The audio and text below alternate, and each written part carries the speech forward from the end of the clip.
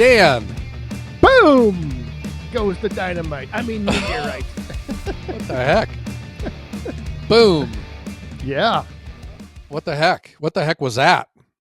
Well, I didn't get to see it or hear it, but something happened down there in Ohio last week, huh? Yeah, it was the international news. I had a email from a subscriber in Germany who said it was on their evening news. Yeah. It Yeah. was worldwide. There was a local person who had his dash cam video. He was on, this is just south of my woodyard. He was on Route 82 heading west at Route 11. Those are highways.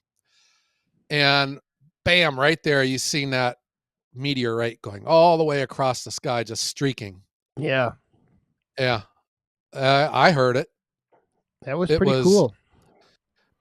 I didn't know what it was. I heard it though. And it was a super duper cold day. And I heard, and it sounded a boom that was well off in the distance. I at first thought, because we got some locals out here that target practice with tannerite, and you'll hear random explosions, throughout the day. But then I was thinking, well, it's kind of early in the morning, and it's kind of cold outside. And I thought it sounded like, I don't know do you have garbage trucks up there in Wisconsin? We have these things called garbage trucks, and they'll pick up those giant dumpsters with their forks, and they'll dump them over the back of the truck into the thing, the hopper, and then they set them back down. When they set them back down, you hear boom and this hollow echo. That's what it sounded like, and I heard 4 of them. Wow.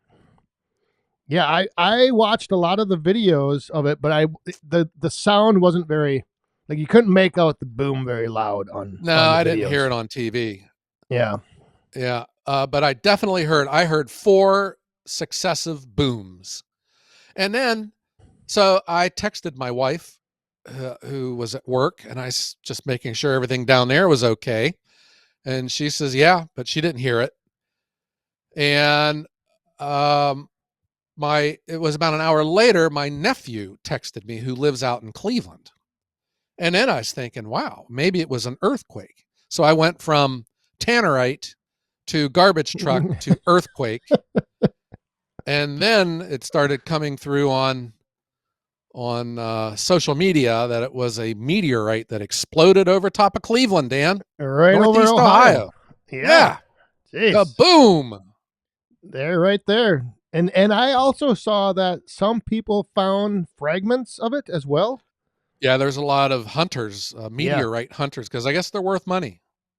Yeah. Uh-huh. Yeah, it went boom. Boom. Yeah, just like that. And it was pretty cool to see the streak, because it kind of, you could see the breaking apart. Like, there was a couple phases where it broke apart as it streaked across the sky. Yeah. Well, that's the benefit of an atmosphere over planet Earth. With when a random space rock comes flying in at the wrong angle, sometimes they'll bounce off, and then other times they just get heated up from all the friction in the atmosphere, and they get so hot that they explode into a bunch of little rocks. Yep. Have you ever been at a campfire where like a rock exploded? Yes. Yeah.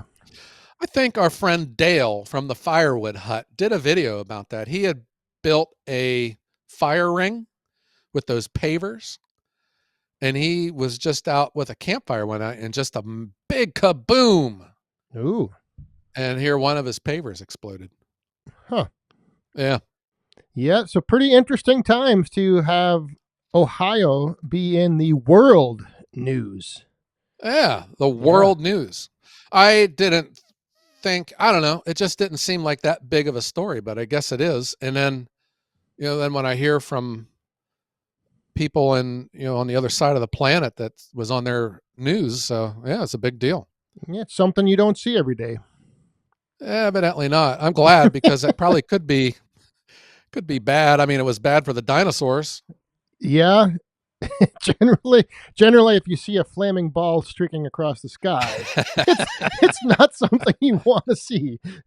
Well, that's why I think it's important you wear a hard hat when you're at work because then you're safe. Yes, always have the proper PPE. Yeah, you wear a hard hat, you're safe from falling meteorites. It was going, they said it was going over 40,000 miles an hour. Jeez, Yeah. and that's hauling. That's booking. I didn't know Ford made meteorites, I Yeah. guess. So, comets and galaxies. Yeah. Well, Dan, the reason I heard such a loud boom because I was out of my garage working on a certain firewood delivery vehicle, and it's a week later, and it is still being worked on. It's a, Well, not now because I'm sitting on my couch here with the Hounds podcast, but in theory, if I weren't, I would be out there working on it. it's not back in operation yet. It if I needed to use it, I could. It's half done.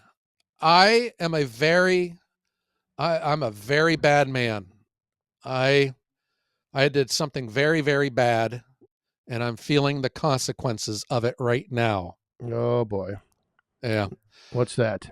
Well, my truck, I could feel it starting. It had a sticky front caliper. When you would stop at a stop sign and take your foot off the brake, you could feel it would not release until you could like count to 2 or 3.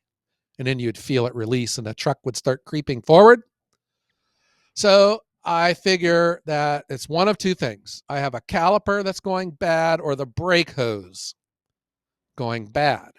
So I brought the truck into my garage. I got the jack and I jacked it up in the air. I took off the front wheel. I had my wife come out to push on the brake. And the way you test it is that you open the bleeder. And if your wheel immediately spins, your brake hose is bad. Okay. All right. So I did that diagnostic and I determined that it was the brake hose.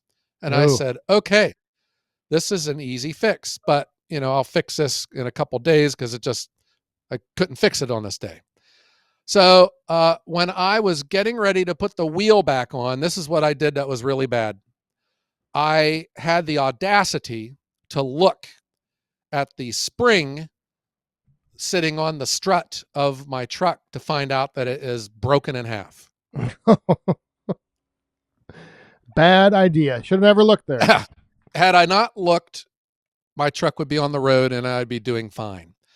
So but yeah, then you're looking at it because things can go sour with a broken spring. It was sitting very nicely on top of the coil beneath it. And I didn't realize that my truck was sitting about an inch lower. These things happen. You just don't notice it. And well, if you replace one, you're supposed to replace both. Oh, And it was jeez. only $500. So I thought, okay, well, let's just go ahead and get it done, and I'll just replace this side. And so in my head here, we take the wheel off, we remove the 3 nuts on top, we take off the big bolt on the bottom, we pop the old spring out, the strut, we put the new one in, and then we switch out the brake hose, and we bleed the brakes, and we head on down the road, and life is good. Never goes as planned. And then I woke up from my dream. And then I started working on the truck. And it all started because you got to take off the tie rod end. And everything underneath is just corroded. Every bolt has got an inch of corrosion on it. Every Yep. nut is just so everything got rounded off. Nothing would come off. After a couple sessions with a hacksaw, Oh, and jeez. a new upper control arm. You got to take the sway bar link off, and oh my gosh! After it took me all day to do the passenger side, and now I still need to do the driver's side. And I said, "The heck with it!" I was just physically beat. Couldn't Could not could not go on. That is how things always go. Yeah. It starts as something simple, and then before you know it, you're in deep. You're in way over. Well, you're probably not over your head. I would be in way over my head. I felt it there for a little bit, but I was able, the hacksaw saved me. It kind of feels weird to Jeez. say that. The hacksaw saved you. Yeah. Yeah. Wasn't it you that said that the toughest part of a half-hour job is the first 6 hours? Yes. Yeah, it was me. Yep. Yeah, the upper, you have to separate the upper ball joint and the nut wouldn't come off and it was just spinning like something got cross-threaded in there. And I tried every trick in the book. I like got my separating fork and I jammed it in there to tighten everything up so the nut would come off. Wouldn't do it. I had vice grips on the end of the stud while I was wrenching on the nut and it wouldn't come off. And so I finally got out a hacksaw and just hacksawed it right off. It's like whenever you see a Oh, hacksaw, but every time you see a hacksaw, you know something ain't good. whenever I hear the word hacksaw, I think of a 2x4 because of Hacksaw Jim Duggan. Yeah, I was gonna say hacksaw Jim Duggan, the famous professional wrestler. Yeah, Yep. that was back in the day when wrestling was great. Yeah. When it Uh-huh. wasn't so fake. I forwarded you a wrestling video. It looked to be one of your old matches. Maybe it was in some back building, some back room of a closed down garage, and the guy was he was spinning pizza dough in the middle of a wrestling match, and he like threw the dough on top of the guy and blinded him, and then just started kicking him and beating him with sticks and That stuff. that was a fantastic gimmick. Oh, that was some good stuff. Yeah, it was good. And then there's other stuff that's probably not good for a G-rated podcast that will just No. leave it up to your imagination. Yeah, there was some interesting stuff going on. Yeah. Speaking of interesting stuff, Yes. we have a email sitting in the inbox. I thought we could maybe touch on, Oh yeah. do a little mail call here. Yeah, let's do it. And this email, it's got a lot going on that I really like about it. Okay. So let me just read it. This is from Ben, Ben. and he wrote, "Hey guys, I recently found your podcast, which I like, and have since caught up listening to every single episode, which I also really like. I'm hoping you might discuss something I saw on Joe's channel recently. When giving a little log pile tour, he mentioned it was silver maple and that it was one of his favorite firewoods. I was surprised because by me in southern Wisconsin, it doesn't seem to be a real sought after species. Can you sell me on it?" And then he signed off with "just a hobbyist, Ben." Which I love the sign off, which gives us the jingle right there. Uh-huh. So he's asking me, well, I guess it comes down to a number of things, but the first thing I would have to say is that I am not a hobbyist. I do this for a living. So firewood for me is money, making money. So I think of what species can I make the most money the fastest, and the answer is silver maple. Silver maple is just a great hardwood. It's plentiful. It's easy to work with. It looks great. It splits great. It dries fast. And like for restaurants, it has a neutral kind of a note to it, the smoke.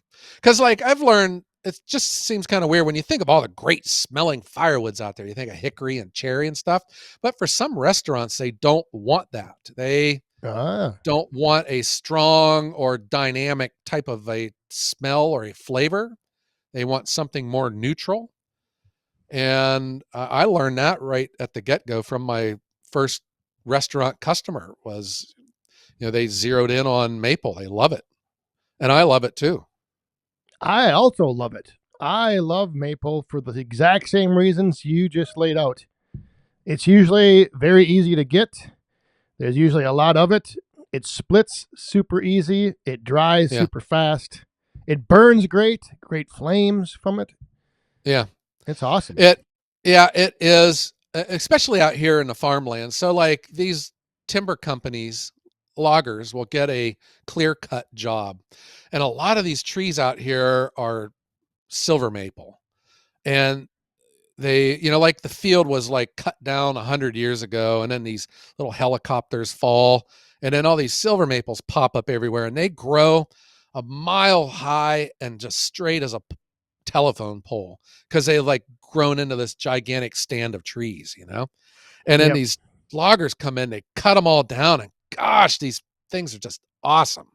Like a 10-inch round pole of silver maple, it's just great. I think where you run into trouble though are the real big ones, because they tend to rot at the base, Yep. and that's where you get like a lot of carpenter ants delivered to your location.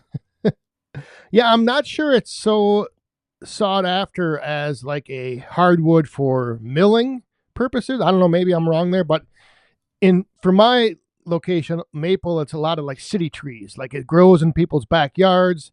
They seem to get to a certain age and then they start dying off, so they have to be removed. And that's where, when I was doing the roadside stand, I could get maple all day long, every day, any day of the week, because it's always being removed, it seemed like. Yeah. And that's where it kind of became one of my favorite woods, just because I could always get it, and it was Uh-huh. fast drying, easy splitting. Yeah. And that's where I think I came into this industry, and I look at everything differently, because the conventional wisdom getting into this was like, oh, you can't sell silver maple. That's a garbage wood. And then I learned real quick that it is not. And like everyone says, wow, you got to sell oak. Oak's high BTU. And then I learned right away, oak stinks. I mean, it literally stinks too. It smells like vomit. All right. But to make money, it's the last wood that I want to deal with, because I sell seasoned firewood, and oak takes serious 18 months to 2 years for it to season out. And around here, everyone likes to split it small because it won't dry out here in Northeast Ohio. And it takes a while. And who wants to sit around and look at wood for that long? I get tired of looking at it after a while. I would like to flip my yard. And silver maple, sometimes 4 months, it's ready to go, man. 4 to Right. 6 months, it's good. And that's what you got to look at things differently if you're trying to make a living selling firewood. And especially if you sell value added firewood, BTU is not high on the list of customer wants.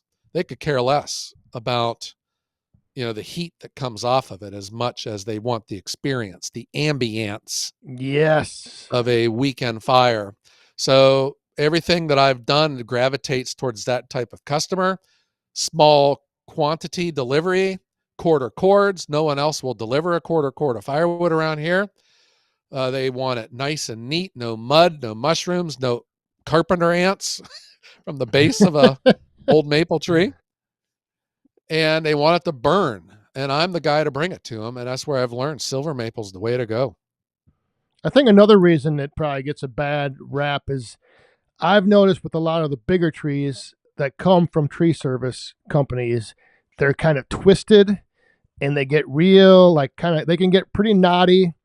And the other thing is when you get a maple from a tree service company, you're probably going to get a 36-inch plus big base chunk to deal with. Rotten too. Yeah. Yeah. So I think It's that's got maybe ants. where people will be like, oh, I don't like silver maple just because it's, if you get a whole tree, you're getting a lot of big wood to deal with. Uh-huh. So here in my hometown of Cortland, Ohio, when you would drive into town, which is coming from the east, you'd go past the police station. Both sides of that road was lined with just giant maple trees, both sides. And they started coming in with like buried cable, because we had the telephone poles. So they cut them all down. And everyone Oh, was all upset because all these 100-year-old maples were all cut down. But if you were to notice that every single one of those trees was rotten, and was probably just an accident waiting to happen, and then Yep. and another storm, another 5-10 years down the road. Every single one of those maple trees, the base was rotting out on it. And that's where, I started, when you start getting in the wood and you start learning different species have different personalities, different tendencies. That's what I see with maples. I can't talk about sugar maples, though. I don't really have any experience with sugar. That's what the loggers would, they call maple either hard maple or soft maple. Yep. And hard maple is your sugar maples, and soft maple are your silver maple, red maple. I don't know what other maples are out there. There's a bunch of But them, actually, I but the think. plentiful ones that I'm aware of are those red maples. They're like that real gorgeous burgundy red kind of a leaf to them, and then the silver maples are the ones that dump all those helicopters, and you got maple trees They're growing in your everywhere. gutter. Yeah, you got them growing in your gutters. Yeah. But if you're asking me if I had a magic wand, I would just want a yard full of silver maple. I would make a living off of that. I would still need my cherry, my hickory, and my occasional oak log. But the moneymaker, silver maple. Bam. And that is, yep. And that's because, like you mentioned, you can turn it quick and you're not necessarily selling it to somebody who's looking to heat their house with it. And I think that's Yeah. the one big factor right off the bat is like a lot of people probably for heating purposes say, I prefer oak. I don't want to deal with that soft maple. Jeez. I don't even give that much credence. I don't know. I think about 90% of the wood that goes into my outdoor wood furnace is maple. Because that's what I work with most with my processor and all my offcuts and uglies and Yeah. gross pieces. It's all maple. The knotty stuff, the tight Yeah. grained hard knots. Yeah, those things, they'll burn. I mean, well, everything burns. Yeah. Jeez. I think firewood is, and not just the industry, but just using firewood. I think it has a bunch of beliefs that everyone just hears and they just echo them without thinking, is this actually true? Is this actually accurate? And I think maybe silver maple and this negative view that it has might be one of them. It's a great firewood. Couldn't agree more. So, Ben, hopefully that answers your question. And hopefully you were sold on the silver maple. Yeah. But if you're heating your house or if you're a wood scrounger, if you're just going out there, it's usually what you're getting anyways, because it is just so plentiful. It used to be ash, but all the ash trees are dead. Yep. And they're not, I guess there's some coming back, but they're all gone. It used to be elm. And if it wasn't for the Dutch elm disease, we wouldn't have ever had the hydraulic splitter industry. Yeah. Thank Yeah. goodness for that.